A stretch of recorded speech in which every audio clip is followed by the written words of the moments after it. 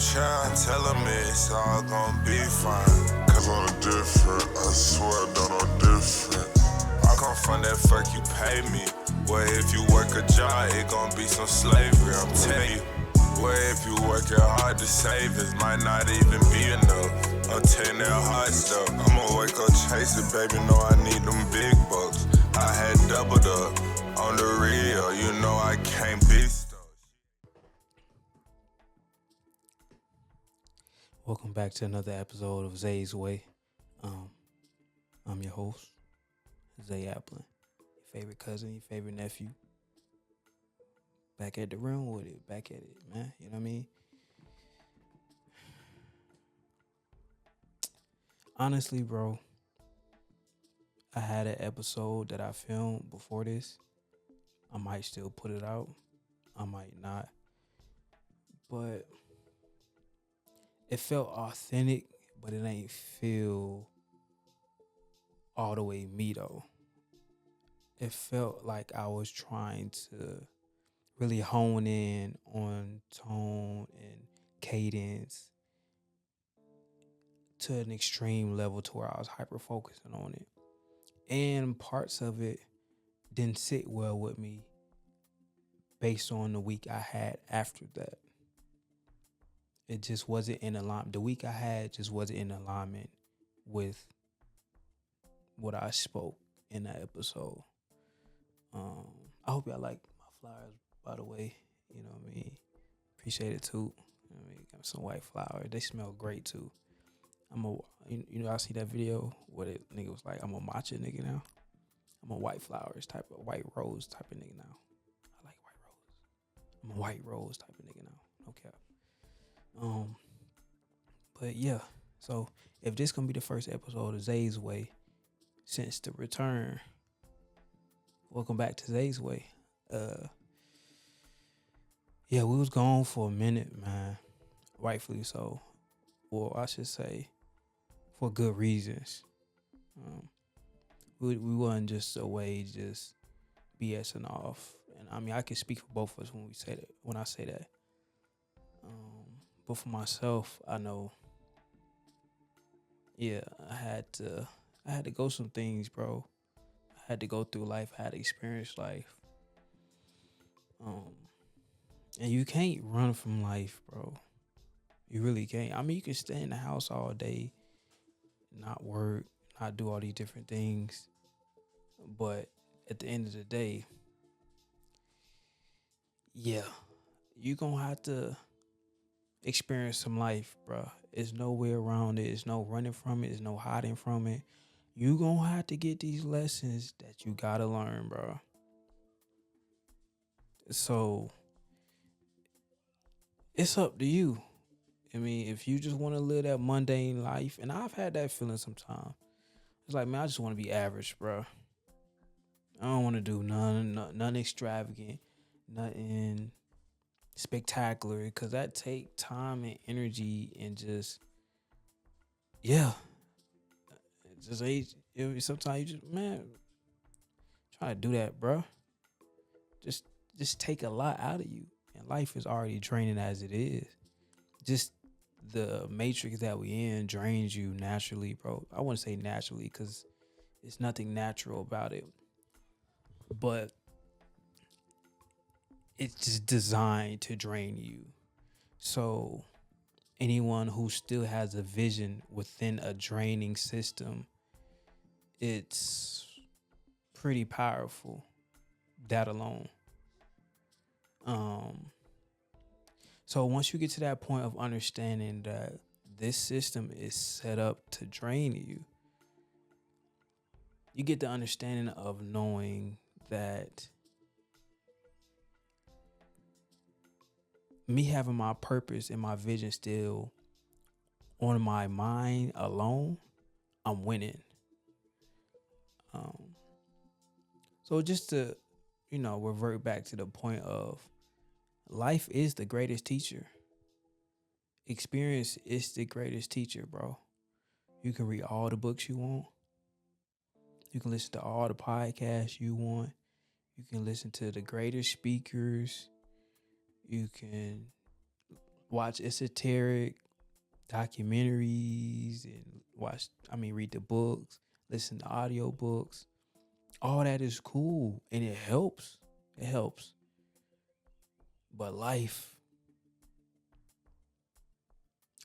is the master teacher, bro. Life is a master teacher. And I'm going to tell you why. A lot of times you think you're over certain ways or you don't move certain ways, or, you just completely cut certain things or ways or ideologies or patterns out of your life. But a lot of times it just be you haven't been in a position. I should say this. You haven't been put in a position that tests you in that element. You haven't been in a position that tests how calm you are, how patient you really are, how empathetic you really are, how caring you really are, how determined you really are. A lot of these things are concepts and ideas that we adapt about ourselves on a day-to-day basis over time, just because we don't run into these instances. We're not involved in situations that show us or put us to the test if we really are that. So with me personally, there was a couple things that I just thought I had. There's a couple things that I thought I had down packed already. Like just being a very calm individual, very stoic individual. And typically I am. But certain situations and, certain dealings has shown a side of me, and, interacting with certain people that you love and that can pull certain emotions out of you. It starts to show you that you still got work. You still got work, or you've reverted to a certain level that you're not supposed to be at, which means still you still got work. See, elevation and progress is a non-stop journey, bro. You don't get to one point and it's just, okay, I'm done, kick my feet up. No, because it's always an old pattern lurking. It's always an old way lurking. It's always an ideology lurking. And it's always a situation on the horizon to test you if you've really graduated to that next level. You may have before, but you may have taken a step back. Cool. What are you going to do about it? What you going to do about it? Are you going to revert back to that way and stay in that way? You just not going to address it and identify, like, okay, I know I'm not supposed to be back here. This feels real familiar and I don't like it. And I don't like how it's making me look in the eyes of other people. I don't like the reception of it. I don't like any of it. I don't like the energy of it. I don't like the vibe of it. I don't like the frequency of it. I don't like the feeling of it. I don't like the smell of it. I don't like none of it. So what are you going to do about it? Of course, the first thing a person will say, oh, I'm going to change. Really? How quick you think that's going to happen? Because a lot of things, when you revert back to old ways, man, it's so much harder to get out of it than it was the first time. Because the first time you get out of it, it's like, okay, I got it. That was tough, but, I got out of that. You know what I mean? Second time, whew, boy, I didn't know if I was going to get out of that one. Let's not do that again. The third time you revert back into that element or into that level, you might not get out. You just might not come back out of it. Because me personally, I think it's designed. My speaker was on. My bad, y'all. I think it's designed that way on purpose because you're not supposed to be reverting. So when you do, let this be a reminder that every time you come back to this realm, it's going to be harder. It's going to be harder. You think it's supposed to be the same level of toughness? That there's no, how can I say? There's nothing that scares you or really would keep you away if every time you went back to an old way, it was the same level of hard to get out of it. You would take it for granted reverting back. You'd be like, oh, I'll revert, but I know I can get out of it because I've got out of it before. But when you revert back to a certain element and it's harder to get out of the next time, you're going to think twice about going back to that realm, sinking back to that frequency. You're going to think twice, bro. Trust me. Trust me. And it gets to a point of understanding that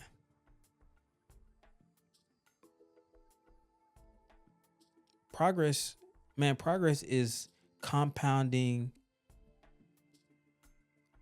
It's like compounding interest. It compounds on top of each other. So progress isn't a one hitter type of thing, home run, shebang, boom. Let's wrap it up. Let's go home. Everything is done. No, bro. That's just not the case. Progress is slapping some mud on a brick, slapping that brick on top of the other brick with mud on it, slapping some mud around that brick, slapping the brick on the next. It's you know what I mean? It's foundation work, bro. That's what it is. Life is an amazing teacher, bro. Life is an amazing teacher. Motherfucker don't play. But life is a great teacher, bro. Like, experience, man. You can read about other people's experiences, but those people had to go experience things. They can only tell you so much. And everybody has a unique path. So you can learn from other people's experiences, but it's only so much you can learn from them because we all won't have the same experiences. We can get similar lessons from them, but we all won't have the same experiences. So hyper focusing your, how can I say, wisdom or knowledge intake based on other people's experiences kind of leaves you in a place of not knowing who you are because you know more about that person's experiences than your experiences. You got to get out here and live, man. You got to get out here and make mistakes. You got to mess up, bro. Got to mess up. I'm not saying that in a way of mess up on purpose, but the more you're out in life and the more you experience and the more you try things, the more you go after what you want, you're going to mess up. You're going to fail. Your percentage of failure is much higher as opposed to somebody who only tries things twice or 3 times compared to somebody who tries things 47, 48 times. Your percentage of failure is higher, but your percentage of succeeding is also higher, bro. It's a numbers game. It's a numbers game. You miss 100% of shots you don't take. But as you taking them, you can hit some of them. You're only taking 2 or 3 shots. You better hit. You better be a Steph Curry motherfucker.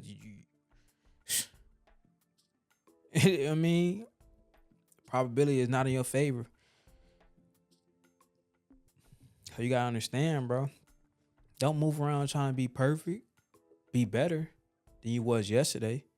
And even if you wasn't better than you was yesterday, take a mental log of that and acknowledge, okay, I didn't get better today. I took some steps back today. And that's really what I've been doing, man, lately.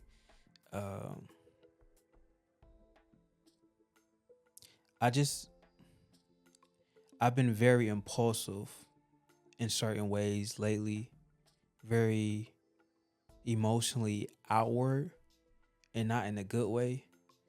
Um, I've been mentally scattered in ways that seems to feel like at times drives me off course or drives me off course of my mental fortitude and drive and determination on what I set out to do when I started, you know, the podcast or the show, the business, videography, photography, you know, running track. Been finding myself being a little mentally scattered. And I guess due to, me trying to manage a lot of different things, connections, relationships, whether it be business or personal, just trying to manage all of those things and be present for all of those things in the best way I can. I find myself kind of fuming in a sense. I've been finding myself becoming easily irritated and agitated. But it's not just about being irritated because everybody gets irritated. It's it's how reactive I've been when I'm irritated. Currently, I'm in a space of working on being less reactive and more responsive. Because a reactionary state is a very impulsive, emotional state of being. And I think just as a prosperous man, prosperous black man, and an up and coming successful black man, young black man, that's not how you want to move in this world. That's how you lose everything. Being emotional and impulsive are two things as a young black man, as a person in general, will screw you out of everything that you worked for. So practice on being responsive.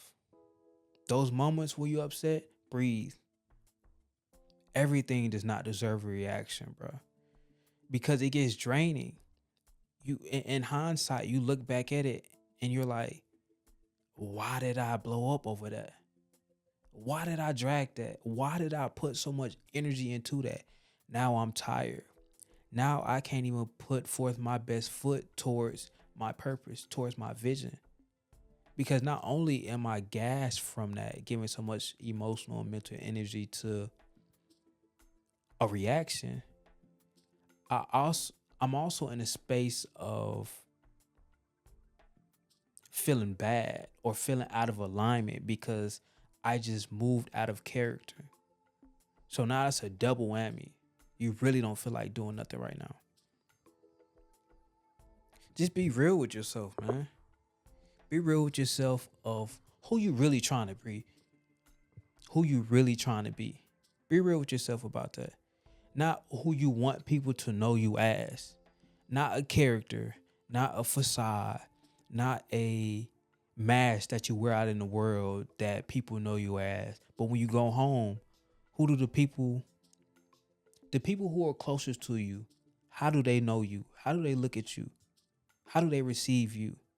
Because if the world look at you like a great man, but your close loved ones look at you as somebody that's not admirable, somebody that's not great, somebody that's not loving, somebody that's not patient, nurturing, respectful.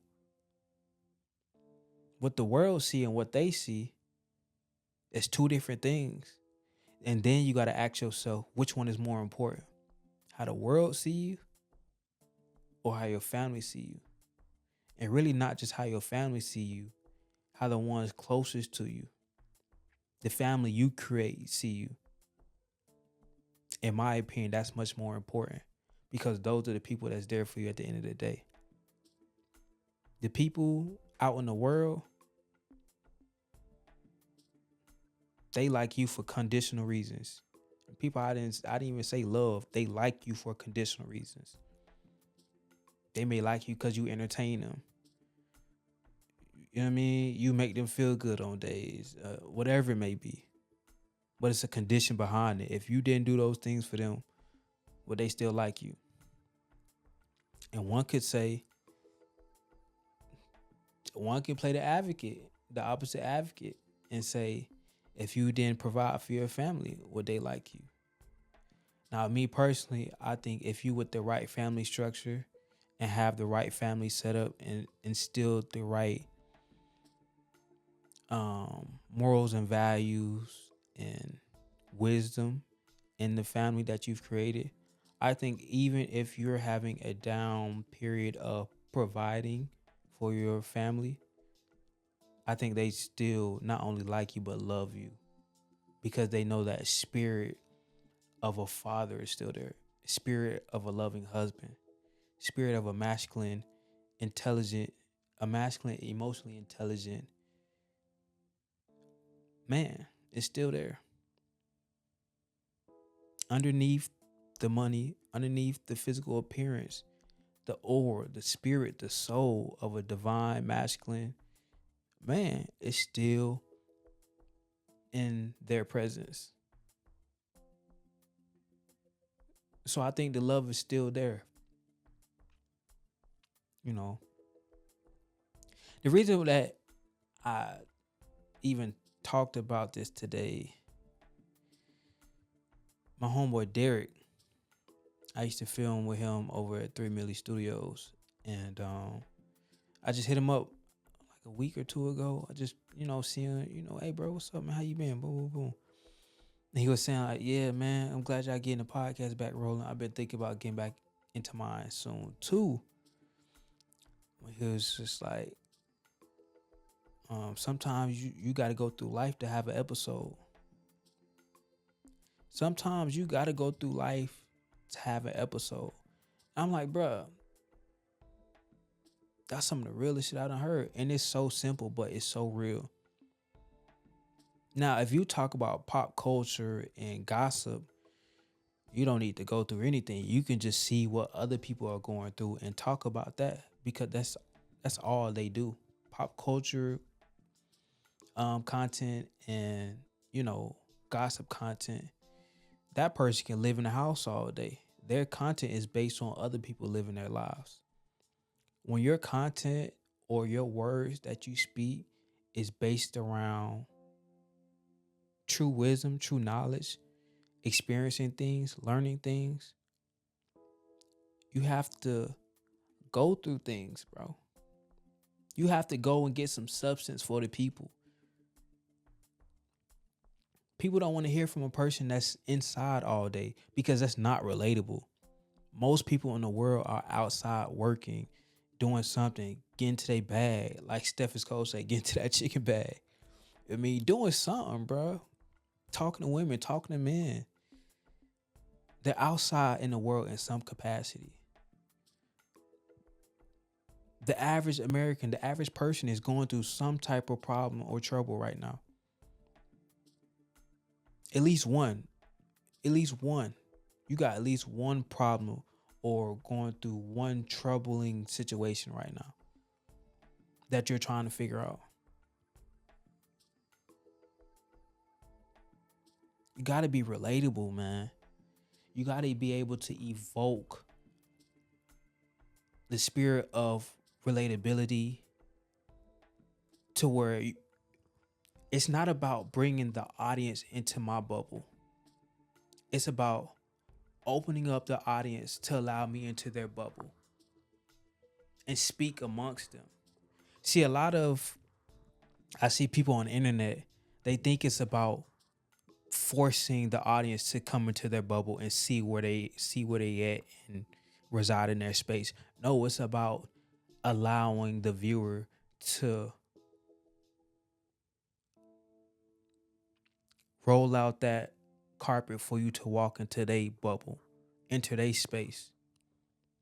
But for that to happen, it has to be a relatable factor there. It has to be something there where that person's like, okay, let me put my guard down a little bit. Because most people, as an audience, they listen with their guard up. Especially when they listen to somebody new. Their guard is up. Off the rip. You know what I mean? So when you're able to evoke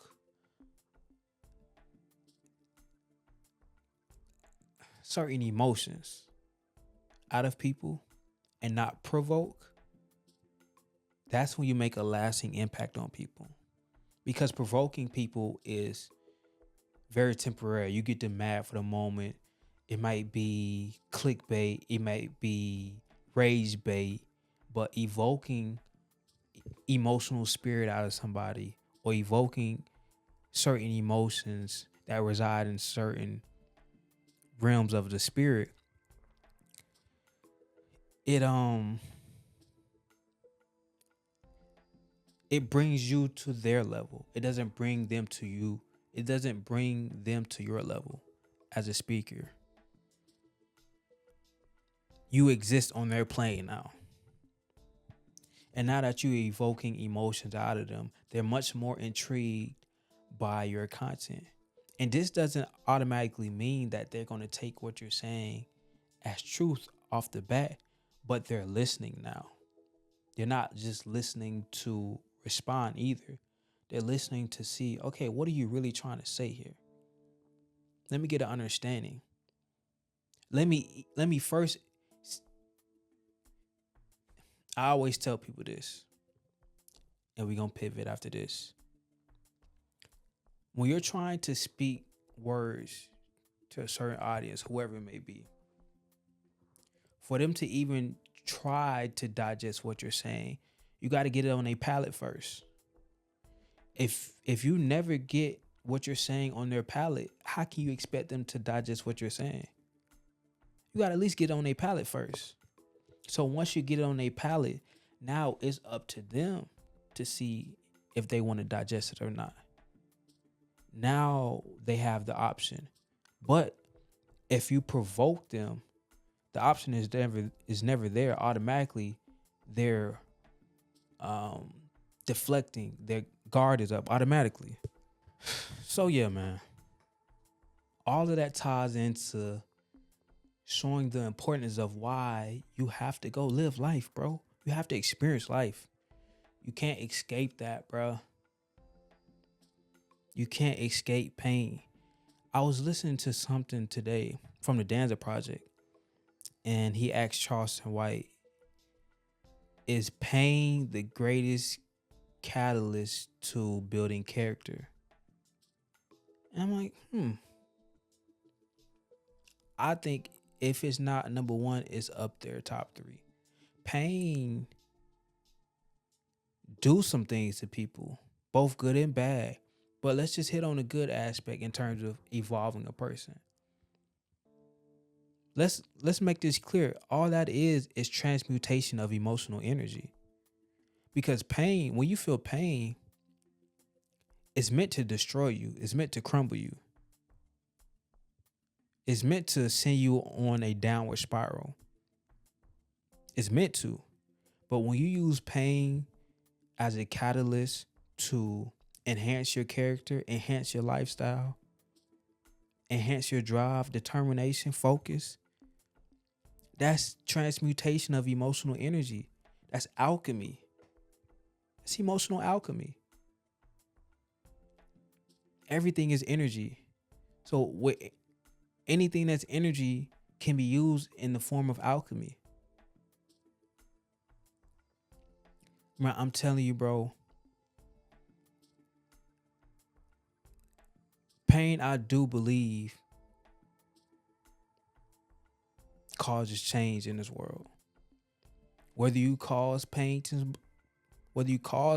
somebody or you feel pain yourself, pain changes things. Because pain hits you in the emotions, and how you go about getting hit in the emotions determines how pain will change you. I think for me, pain definitely changes me and elevates me and makes me want to go even harder.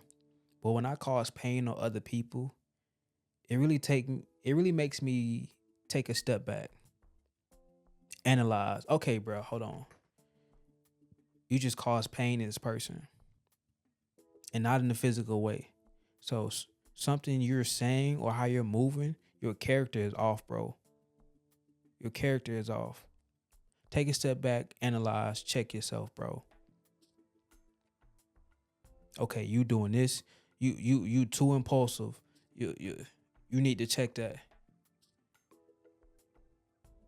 Cause like when you hurt other people, especially people you love, it's like it don't hit you until it happened. You like, I'm tripping. I'm tripping. This not who this person know me to be. This not who I know myself to be. Over everything, this not who I know myself to be, bro. What is going on, bro? What are you doing? What is this? This ain't you, bro. You know you. You know you. And only you know you like how you know you.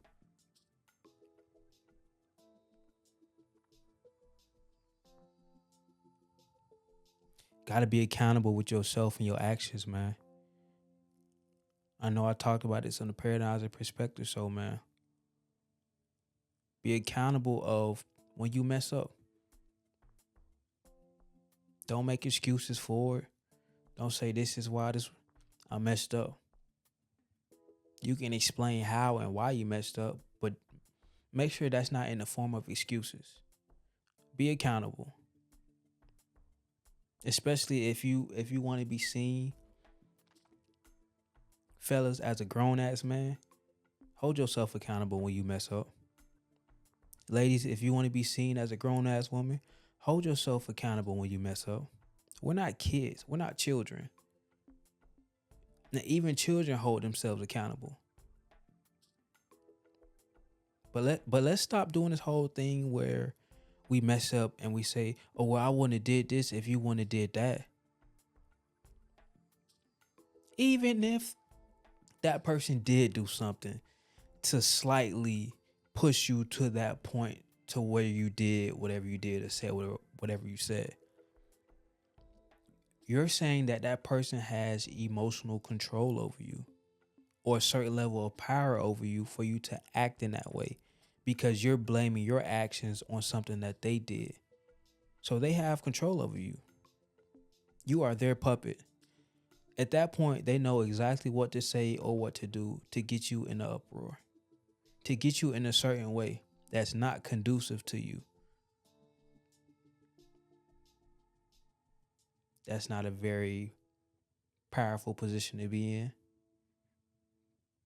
That's not a very divine space to be in. You've been hijacked. Emotionally and mentally. That's a topic for another day, but you've been hijacked. You're not running your ship. You got a whole new captain on your ship, and it's not you. You're not the captain. You might be working in the kitchen. That's how out of touch you might be with your control panel within.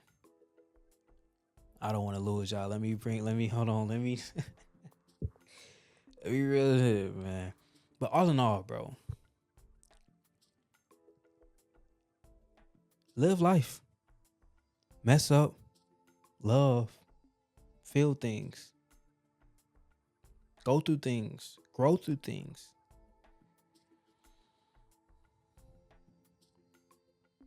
Be patient with yourself. Go get you some money. Go get you some motion.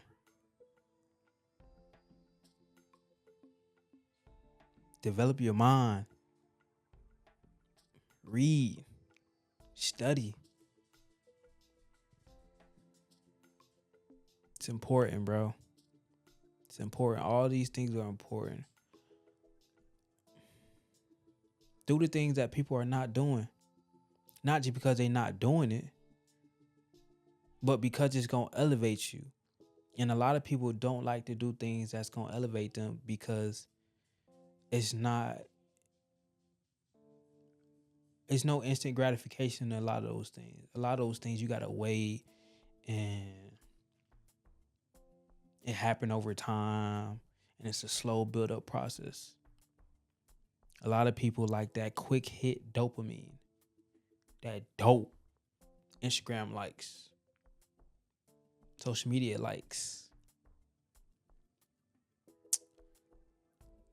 releasing all the time, sexual pleasure all the time, quick dopamine release to make you feel good in the moment.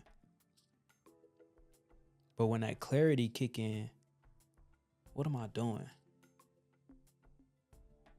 Is this helping me or hindering me? What is this doing for me? What I just partook in, how did that help me?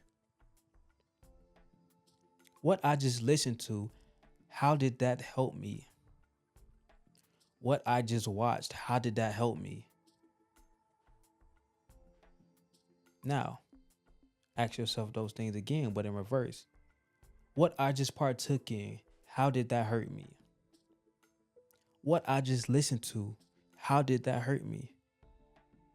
What I just watched, how did that hurt me?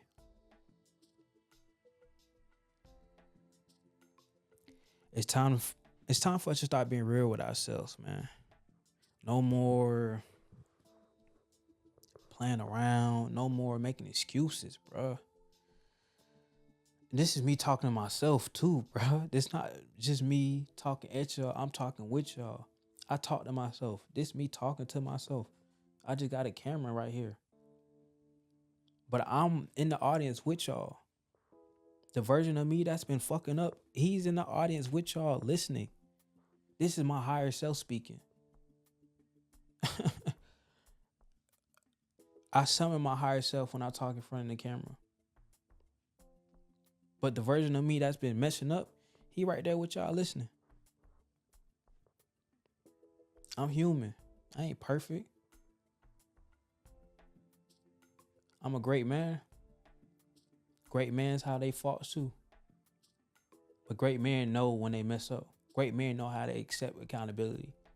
Being a great man ain't about if you perfect. Being a great man is about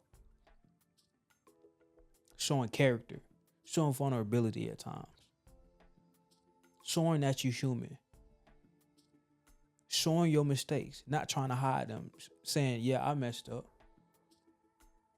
Yeah, I haven't been respectful. Yeah, I haven't been a gentleman lately. Yeah, I ain't been disciplined in ways. A great man ain't scared to show his flaws. A great man ain't scared to speak on his flaws or when he messes up. Because a great man know he gonna bounce back. A great man knows there's no comeback without some rugged times, without some dirt in your sneakers, without some scuffs. It is what it is. A great individual in general, man or woman. I just try to keep, my conversations geared to my biological makeup. It's only so much I like to speak towards a woman because I'm not a woman. Every now and then I will, but I like the concept of letting men handle men, letting women handle women. The righteous ones. The ones who should be leading. So get out here and learn, man. Live. I'm 25, bro. If you're around my age, if you're in your 20s in general, bro, use this time to try things. So when you hit your 30s, 35s, 40s, bro, you got an idea of the things that you're good at. Because you have a time span of where you tried things. You have experience on certain things. Build your experience up. Build your knowledge up so you can go into your 30s, 40s or your 50s, whatever age you at right now, it don't matter what age you at. Start right now. Try things. The best time to plant a seed was 10 years ago. The next best time is right now. You dig what I'm saying? To go to show with an Ice AP plus a roller bezel on another level. Yeah. With that, that's been another episode of Zay's Way. Let's get better. Let's strive.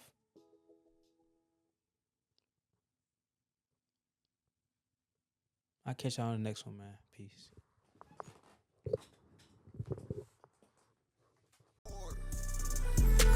They wanna know how I know, nigga on the damn oracle. The more high gave me the vision, it like I'm bestowed with it. I'm from Georgia, baby, I know how to lean, rock, and roll with it. I put them all down and you know they for sure with it. Come on, hey, can teach a big dog how to go get a bone.